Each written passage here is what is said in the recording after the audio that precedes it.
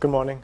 I failed to mention earlier when I was talking about the firm, but one of the things that really makes it worthwhile is what we do is we help companies, help individuals just be successful and thrive, right? One of the ways that we do that and see individuals getting excited about it is when they're saving money and putting money back in their pocket. That's what really drives everyone and gets people excited, okay? Everyone's working hard. When you have to share a lot of your money with unnecessarily, I guess it's not the best situation. Anyway, so we wanted to talk. Jagriti and I spend a lot of our time in technology and manufacturing with manufacturing technology companies. A lot of these are international companies, and so we end up seeing a lot of times where companies are not taking full advantage of the different incentives that are available to them, which are not really a stretch by any means. None of them require any kind of judgment. None of them are going to be putting you in an audit hot list type situation. Most of these are pretty standard and straightforward incentives that are offered by the government, mostly to foster innovation, foster growth, foster business, and many times companies are not taking advantage of them. And when they do take advantage of them, they're not using them to the fullest extent. So we have just a few highlights that we wanted to cover of some of the obvious ones that we see and where folks are not taking advantage of them. And so you have pointers, if you come across these situations, just look out for this. You can put some money back in your pocket for the company that you're working with. And these are pretty straightforward items, okay? Just quickly, my background some more is I was born and raised south of Georgia in Johannesburg, South Africa, and went to school there. I practiced as a chartered accountant in South Africa for a few years, and then moved to the U.S. in 1998, and I've been with HW&A since 2001. So, and focused primarily on the kinds of companies I'm working with now. I'll let Jagriti talk about her in a little bit.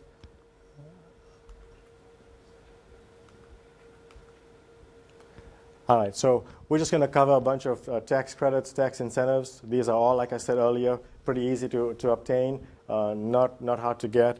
Many times companies are thinking that they're too small or they may be too big, so they're excluded from eligibility, but that's not the case. There is no size requirement or size constraint on any of these credits and incentives. And then Jagriti is going to cover something that's pretty sweeping in the accounting industry now. It's the revenue recognition and leases. I mean, it's the biggest change that we're going to be seeing in the accounting side, and she'll go through some of those. And those two standards, accounting standards, effectively go together. And so she's just going to give you a bit of a highlight on those new standards. Okay. So I'll start with this manufacturing type incentive that really focuses on companies that are producing in the U.S. Or manufacturing within the U.S. and then they're exporting their product to countries for consumption outside of the U.S. Most of this incentive here is really covered. It's really geared towards reducing your tax on the profits on stuff that you send outside that is going to be consumed outside, okay? It's called the Domestic International Sales Corporation, or commonly referred to as DISC or IC-DISC. I don't know how many of you have seen this or have experience with this kind of entity, but it's pretty straightforward in that it allows you to reduce your taxes on export product. It takes a little bit of setting up of a separate entity, but it's very straightforward. It's one of the oldest, as I've mentioned up there, one of the oldest incentives available, and it's geared towards exporting. The country wants to export product and services, produce, and so this is one that people don't often take advantage of. We do a lot of them, but a lot of the times we see manufacturing companies exporting do not take advantage of it. So what really is covered is manufacturing a product that is used for export, companies that are distributing U.S.-made product, and then architectural and engineering firms that are overseeing contracts being undertaken in countries outside of the U.S. Okay, so it'll apply to any company that's making product, a growing product, producing in the U.S., but it's not being produced or made by this entity that I call the DISC. it's by your regular operating company. So whatever you're doing now, you continue doing that. And export, it'll apply. As long as the goods are consumed outside of the U.S. And the other caveat is that you cannot have more than half of the content of the product that you're making to export originating in countries outside of the U.S. So all the raw materials, more than half of it should come from the U.S. is really what it's doing. Items that do not qualify, a very small handful of them, they're really encouraging you to export and take advantage of this. So the more they put this in front of you, the more you tend to export, and so that kind of stimulates the economy. But there are very, very few items that would not be included in this incentive. So how it works is simply you have an operating company now that is manufacturing product or growing produce, or it could be an engineering firm that's overseeing projects in other countries. And what you do is you form this company called the DISC that is owned by the same owners of the existing entity.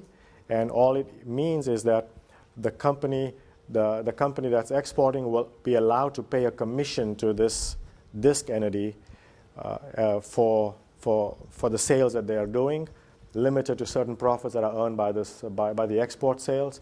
And then the company paying the commission will get a deduction, and the company receiving the commission effectively is tax exempt. So there's no income taxes levied on the commission income that it's earning. It then takes that commission income and dividends it back to the owner at the dividend rate. So as you can tell, you're saving by the tax rate for companies against the dividend rate for companies, which is about 10% or so. 10 to 15% is what you end up saving in terms of the tax. So from a working example, assuming you got companies that got a company selling $10 million just in export sales to any other country, they have taxable income of $2 million. They can then calculate a commission they're going to pay to the DISC. That commission is based on 50% of the profit or 4% of the revenues, whichever is larger. In this case, it works out to be $1 million. So the company that's exporting the goods gets a deduction of $1 million and therefore gets a tax benefit of $396,000, which is at the corporate tax rate. And then the company receiving this $1 million, which is owned by the same entity or person, will get $1 million of income that is not taxed. It then dividends it back to the owner for use back in the business to grow the business again, or just as a dividend. That dividend gets taxed at 23.8% at its maximum level, and so the difference is almost $160,000 of savings out of that transaction. So really nothing changed, but you put $160,000 back in your pocket. Yes? Are there any minimum levels, like the minimus level below which this kind of a structure and setup doesn't make sense? No, there really isn't. The only time it becomes a cost, the cost becomes a factor is when you are considering the cost of running the DISC, the separate entity you form. So really all it is the annual registration fee and your accounting tax fees. That's really all it is. It has a setup cost in the beginning for a legal cost to set it up, but on an ongoing basis, no. Yeah. $5,000 maybe, $5,000 to $7,000 maybe annually, but the benefits far outweigh the costs in most cases. In this manufacturing example, the source of the manufactured goods, Mm-hmm. very relevant. Do they need to be manufactured in the U.S.? Yeah. 50% of the content of the product that is made has to originate inside the U.S. Okay. So you cannot be a holding company here with, you can't do that. Cannot do that. Okay, so this is a pretty easy one that's out there. I put it up first because it gets overlooked a lot, and it's pretty straightforward. There's no subjectivity involved. What was your comment about software? You had a software maybe in parentheses. Yeah, that's an intangible. So intangibles have a whole list of criteria you got to go through to see if you fit that that mechanism or not. With goods, it's pretty easy. It's tangible, so it's easy. It's a yes or no answer. With the intangible, there's a little bit more about who is using it, how it gets deployed, where it's originating. Is it a SaaS-based model or is it a license model? So there's a bunch of different things involved with that which we have to go through to understand. If you're buying components as part of the manufacturing process, how far back beyond your vendor you have to look to figure out whether it's U.S. content or not? That's a good question. I think you have to, in order to get to the right answer here, you have to understand where the product originates. There has to be a trail understanding it, at least a documented trail. Nobody's going to come and audit and check specifically. There's nothing you submit along with the documentation, but you would have to have some evidence supporting the claim that you keep in your files. So if ever there's any question about it, you'd be able to support that. Yeah. Generally speaking, though, you have an idea of where the product or the components originate. It's not really hard to establish.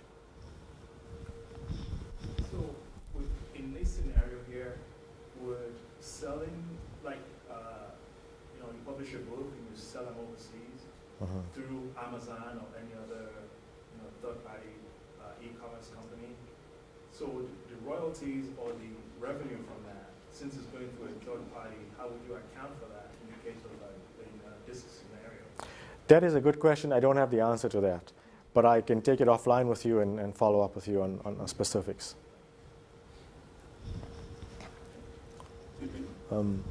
Any other questions on that one?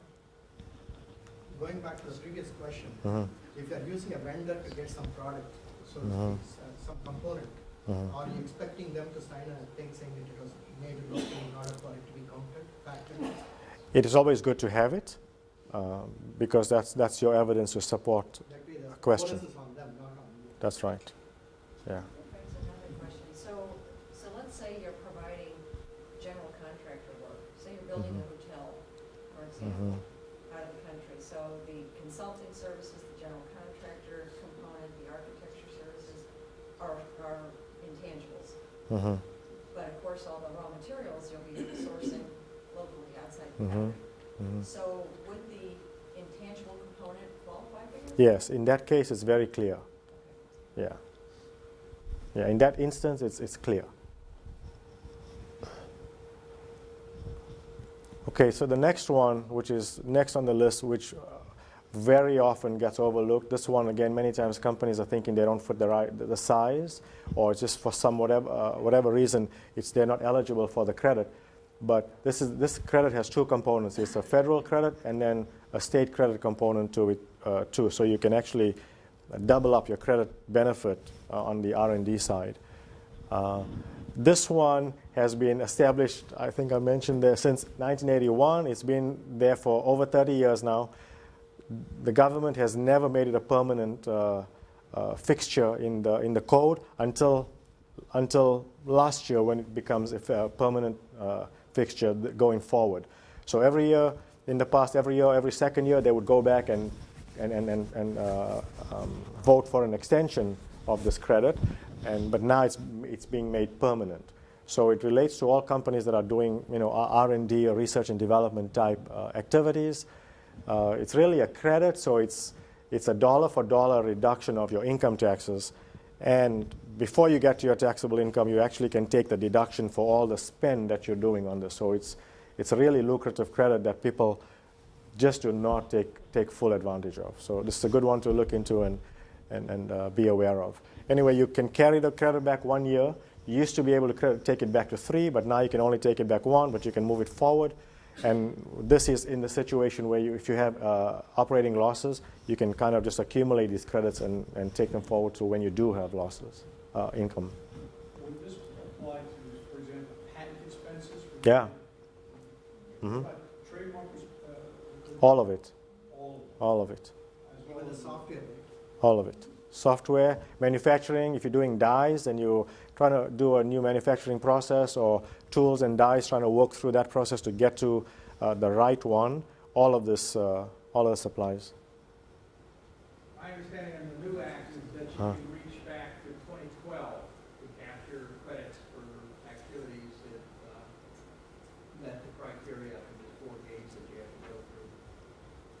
Um, okay.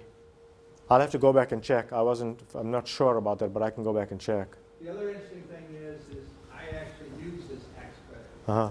considerably when I was in Merrill Lynch, and you can use it for internal improvements, not just a product that you're selling out to commercial. So there's some tests that you have to go through, but discovery has been eliminated. So it doesn't have to be novel Yeah. necessarily, but usually it had to be somewhat novel, but not anymore. Yeah. Great credit.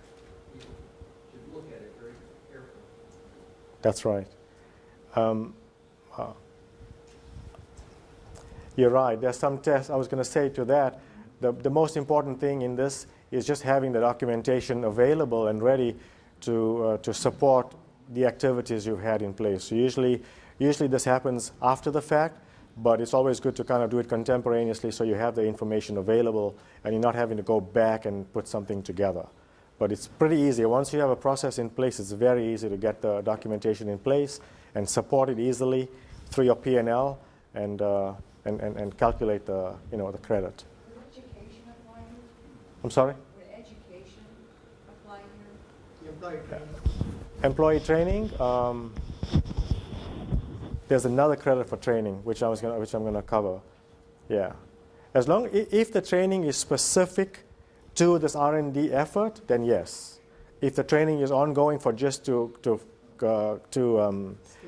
the skills development, to do the regular job, it won't apply under this credit, but it applies under retraining credit, another one I'm going to be talking about. And then these are the criteria we talked about that you have to go through. Really, you have to show that you're trying to improve it. It's technological. You're trying to solve some kind of an issue. There's an uncertainty. It has to be conducted in the U.S., of course. If you're outsourcing it to another country that may be a cheaper development center, then that's not going to apply. It has to be done in the U.S. And you have to be the owner of this outcome. So whatever this project is, you have to run the risk of loss and then have the benefits come to you as well. So you just have to own it. So here's the real good thing about this. Okay, this credit. The federal government allows a credit. About 40 states have adopted the credit at the state level. Georgia is one of those states that have adopted it. But the fantastic thing about Georgia, and I think it runs ahead of all the other states, is that Georgia allows you to capture the credit immediately, even if you have a loss situation. So in the federal side, if you have a loss, you have to carry it forward, like I showed on the slide. But in Georgia, if you have a loss, you're still allowed to use the credit against payroll taxes in the state. So you can use the credit immediately. That's where most companies are falling short and are not taking advantage of the payroll offsetting the credit. Okay. Then another one that we're becoming famous for more and more over time is this Georgia television and film credit. We are doing more and more film work and production work in the state. It's just, Tyler Perry Studios down by the airport there getting developed, and lots of movies and TV shows being filmed here, okay? So the state of Georgia has allowed this credit. It's up to 30% of production spend that takes place in the state. You have to spend at least $500,000 in production within the state of Georgia to get the first 20% of the credit, and then you can get another 10% of the credit if in your at the end of the show you show the peach, the Georgia peach logo, and you can pretty much get 10 more % for that. The great thing about this credit is that it's transferable, so you can earn it and then transfer it or sell it to somebody else for their use. So this is a portable credit, which makes things a lot better. Being portable, it's not as lucrative for the person buying it because the spread is very small for them, but the initial owner can take a good benefit from this.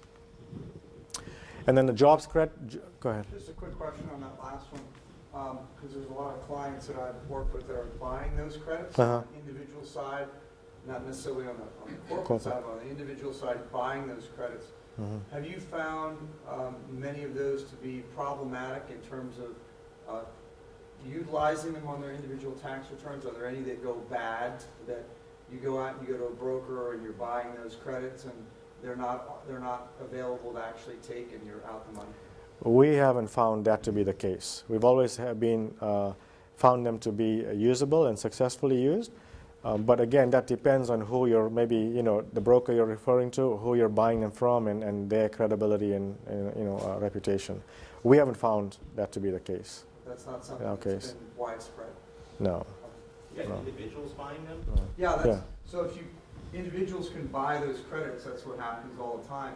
Normally you pay about 90 cents on the dollar to buy the credit, but you get the credit for yourself, and if you got a big tax year on the state side, looking to maybe buying those film credits, you're the purchaser of them, and you're usually saving, it's a 10% savings on You got that, 10, on yeah. that money, almost That's straight off. interesting, because what I'm thinking, and having gone through this a little bit as someone who's like bought production, right? I mean, it becomes a big negotiating point, really, in terms of who's taking the tax credit.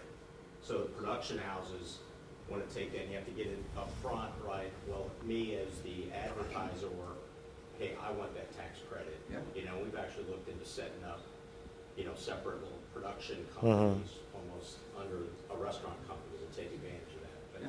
so I just find it interesting, like, the turnaround and sold in terms of, Yeah, sometimes companies cannot make use of all the credit they have, and so that's when they'll monetize them and just sell them off, yeah. cool. Yeah.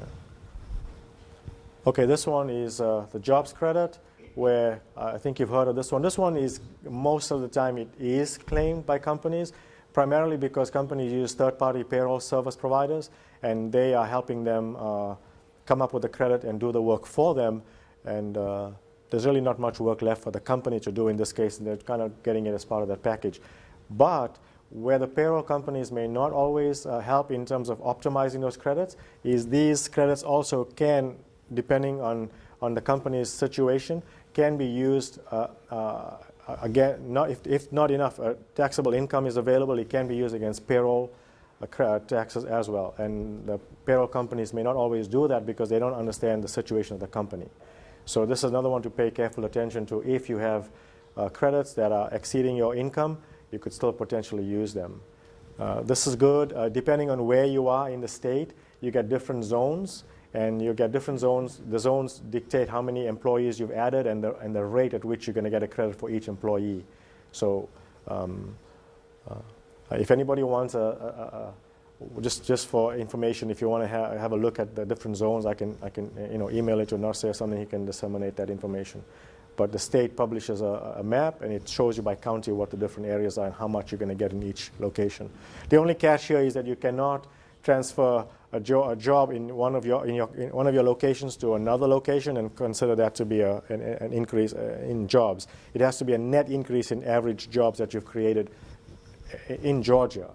And then the other thing is that you have to offer health insurance. You do not have to subsidize it, but as a company, you have to offer health insurance to your employees in order to get this credit. But it's pretty good, $4,000 in credits per person. So it's pretty good. When you got a lot of these companies are moving from out of state, and Georgia's really big on that. We sell ourselves reasonably well. Companies moving in here from other states, they make tremendous use of this credit. Nowadays, a lot of people are doing telecommuting. If it's in a special economic zone, they live in somewhere else, do you take the home? Where your company is based. So yes, you still get the credit. So as long as your company is based in that, But if you work from Alpharetta, doesn't matter. still they can Yeah. downtown. That's right, because your company address is in that zone, then that's good. Yeah. How about telecommuting within the office spaces? Um, Why I'm saying that is there's a chance for abuse. Somebody can set up an office in economically disadvantaged zone and get 4,000 as opposed to they would have got 1,200 or something. Yeah, they'll do that, but ultimately, I think you're right. Business will take precedence. When it starts not making business sense anymore in terms of where they're located, it's not going to work out. So ultimately, it normalizes to where you really need to be by your customer, your vendor, with the resources. That's where most times people locate. But you're right, there's room for all of that stuff, yep. Okay, the retraining credit. This one is for retraining, Michelle, for when you have folks who are learning new skills to do their current job. generally speaking, I usually say that as long as you're training on some technical matter outside of your Microsoft Office suite of products, you're likely going to get this credit on top of getting the deduction for paying for the training, paying the salaries for them to attend the training, etc., or for the training course to be done.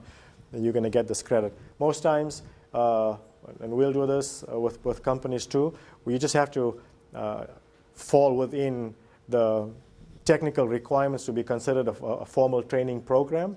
And once you've got that documentation in place, this credit is almost a no-brainer. You can easily get this credit. And again, something that people miss. So technology companies, manufacturing companies, almost any other companies where you're learning to a new skill set for your work. So here's a good thing for people who are in business development generally.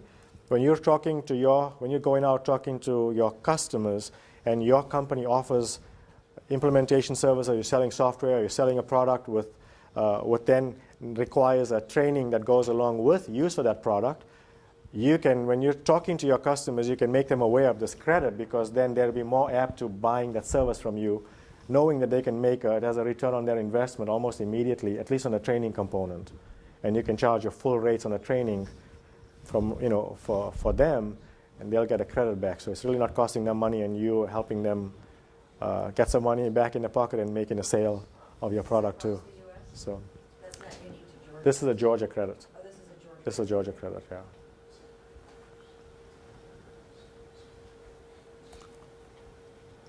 And then this one has been phased in over time, but now it's fully in place, where the sales and use tax portion of energy costs for manufacturing companies in the state are exempt. So manufacturing companies are no longer paying sales and use tax on any of the energy consumption they have. I think at the event the other evening, the commissioner mentioned, he talked about his being involved in getting this bill passed. So this was a good thing for manufacturers specifically in the state. Okay. Geography is going to cover these other two topics quickly, but I just want to add another thing. The things we talked about now are incentives, direct incentives to reduce your tax liability. One other thing I did not put on there is to reduce your liability, but more so in a sense of mitigating your liability is transfer pricing. If you're an international company, there's a lot of work being done between two sister companies or related entities, and just about every government in the world now is focusing hard and heavy on the transfer pricing and shifting of profits. So just be on the lookout for that and make sure you've got transfer pricing studies in place to support any of the pricing and the cost structures you have for services or goods you're transferring between entities. Okay, and with that, I'll pass it over to Jagrati. Thank you. Oh yeah, let me pass that to you.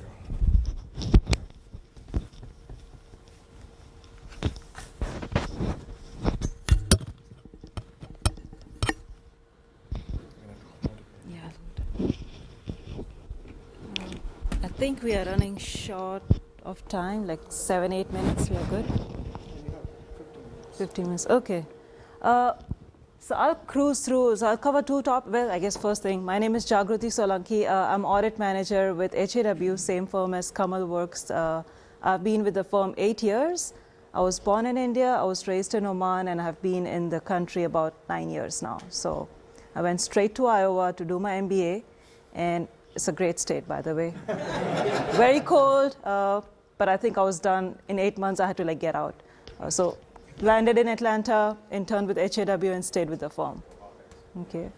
I'm going to cruise through two big topics that, as Kamal said, it's affecting the accounting industry a lot, especially manufacturing, technology, and construction companies on the revenue standards.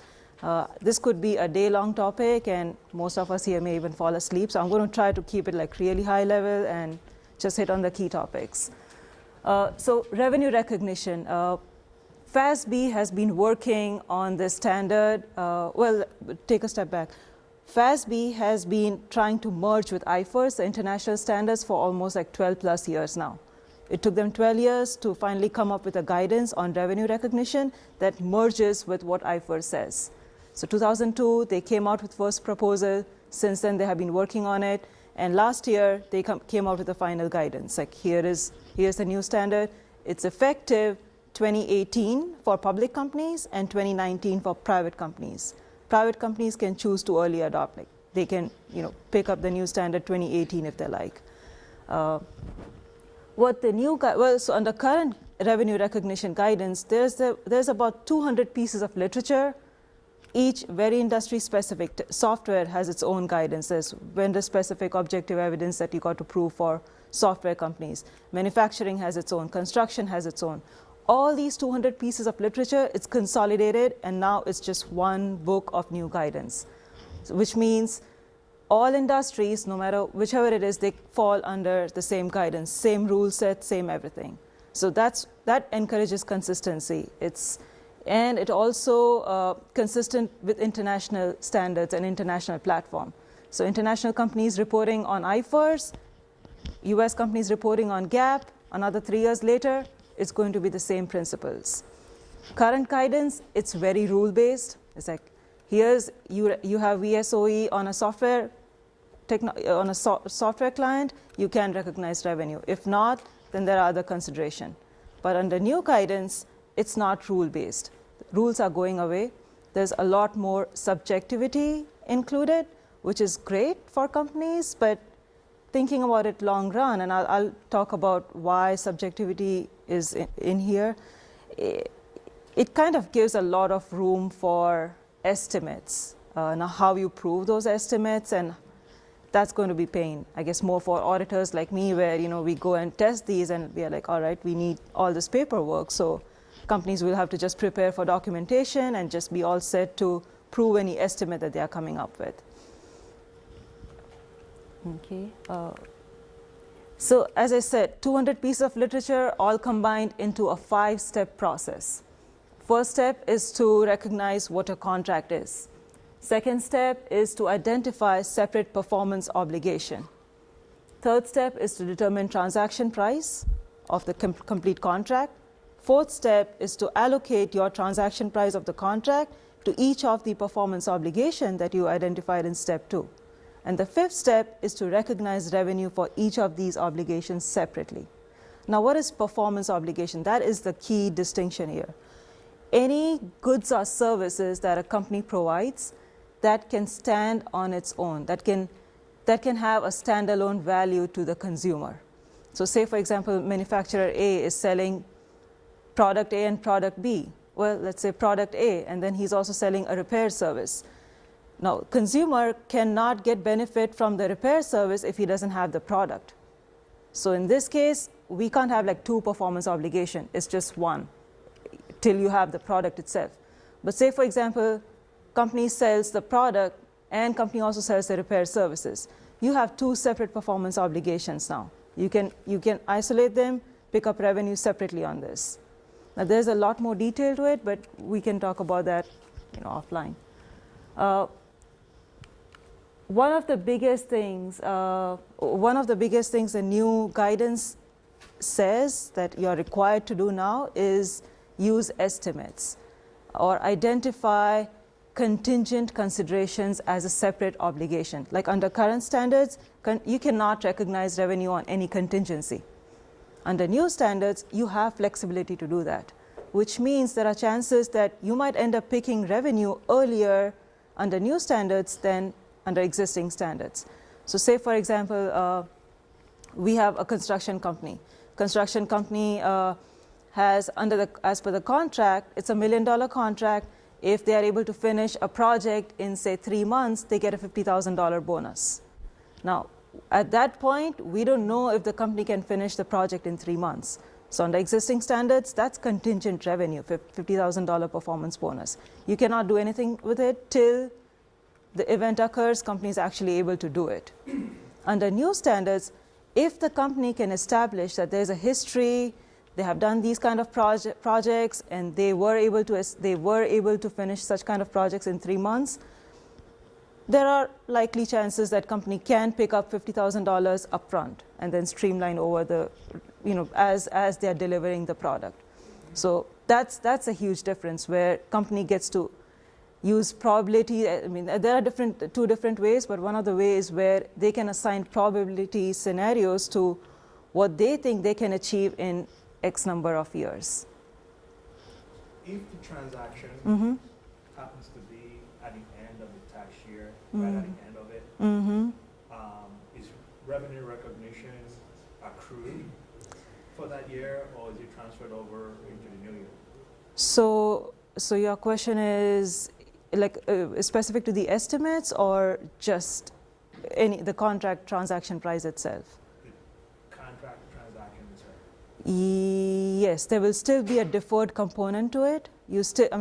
So in this particular example I gave, the $1 million contract plus the $50,000 performance bonus, your total contract price will be $1,050,000 at start of the contract. And then you recognize that, say, on percentage complete basis over the, as the company completes the contract.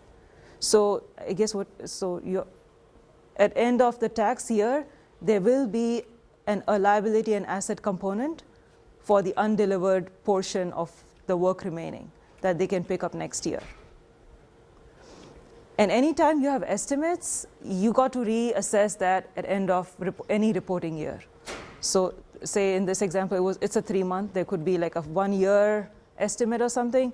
End of every reporting period, you got to reassess, see if you are where you expected to be at contract inception. If you're not, company needs to go back and reassess the estimate and make a cumulative adjustment.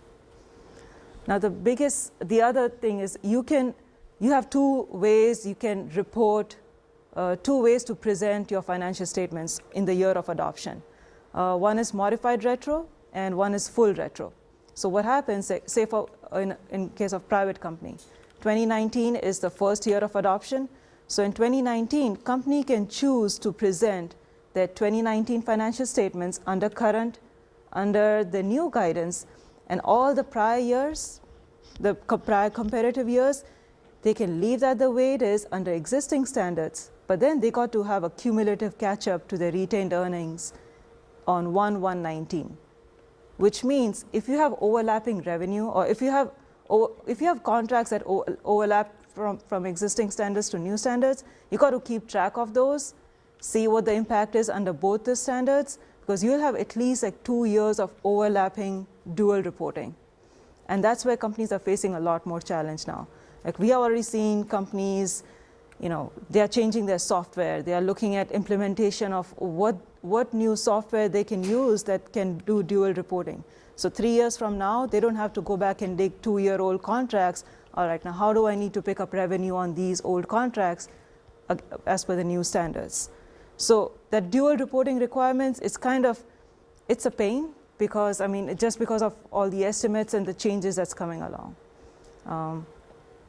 So we are definitely seeing a lot more push towards, companies educating themselves as to how the new standard is going to affect them now, so they can prepare for 2-3 years later.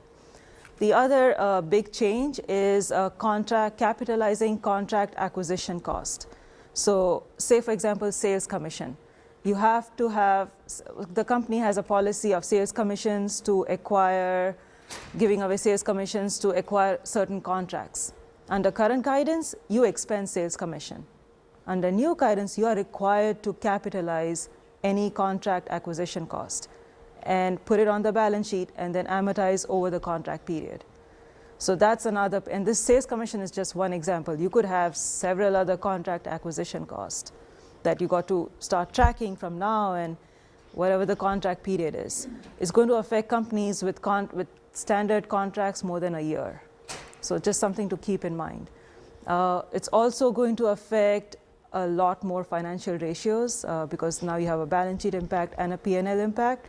So your debt covenants, your internal control policies.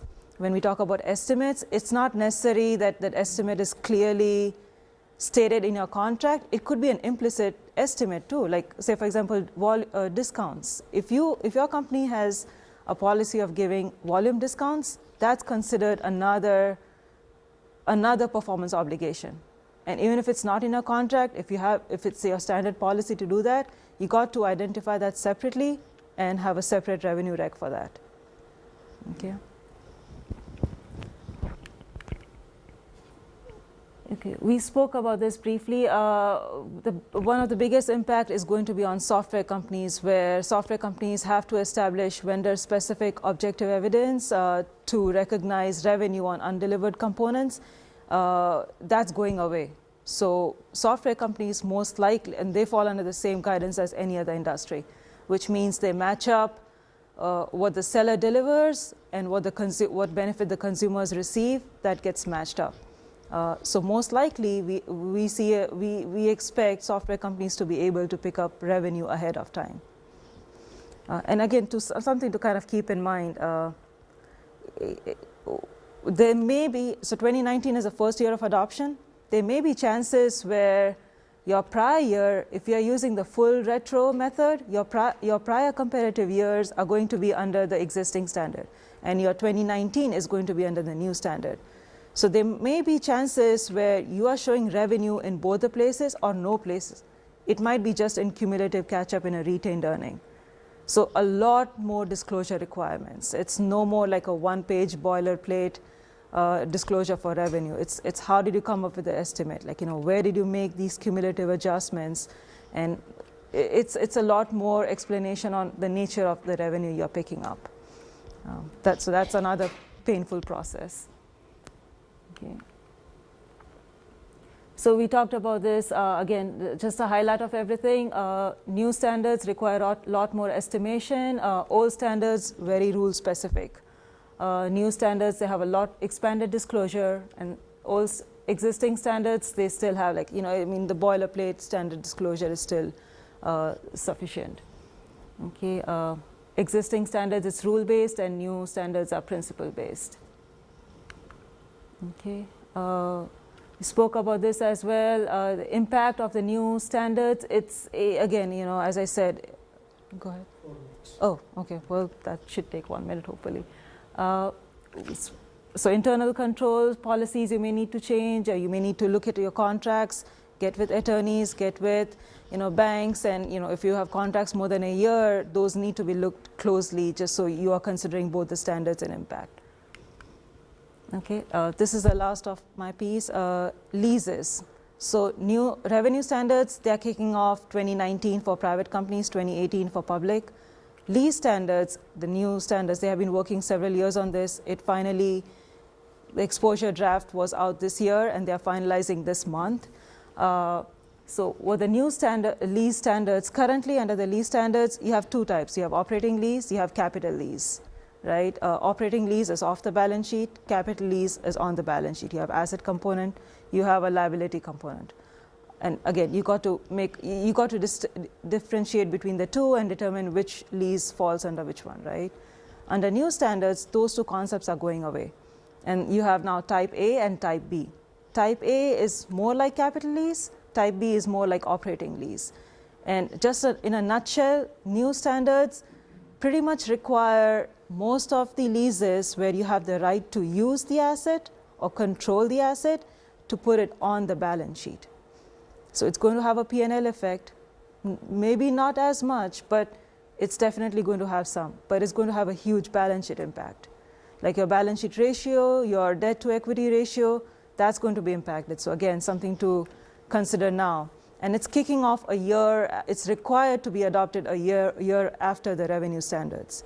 You can early adopt to match the same time as the revenue standards, but again, it's the same time. So we are seeing a lot of movement with companies that are heavy lease focused, especially if you have many operating leases at this point. Something to go back and look at, because some of those, if you have the right to use the asset and there's a specific criteria to meet those, then most likely you got to put them on balance sheet. And the rules apply to both public and private? Public and private, yeah. For public companies, adoption is 2019. For private companies, it's 2020. But private companies, again, same as revenue, they can choose to adopt same as early as public companies. I'm in commercial real estate. I've been working with a lot of my clients on this particular new ruling. But one question came up. They have a lease that they entered into in 2014, and it goes through 2024, 10-year lease. How do you handle the Adjustment. the later term of the lease when it comes into 2019? So they got to go back and make an adjustment for prior period. So here is what it's going to look like. Say 2019 is their first year of adoption. Here is how it is looking like under existing standards to 2018 and 2019. Here is per the new standards. They got to go back and make a retrospective adjustment for the impact as if it was always under the new standard. So if they have covenant compliance with a lender, they might be tripped out of covenant compliance Yes. for an earlier year. Yes, and in that cases, we have seen companies already talking to their banks and attorneys to make some special clauses in their agreements where, so there's some consideration for the new standards as to how they are going to, maybe they have some add backs or some non-GAAP adjustments to match up to still be in compliance with their covenants.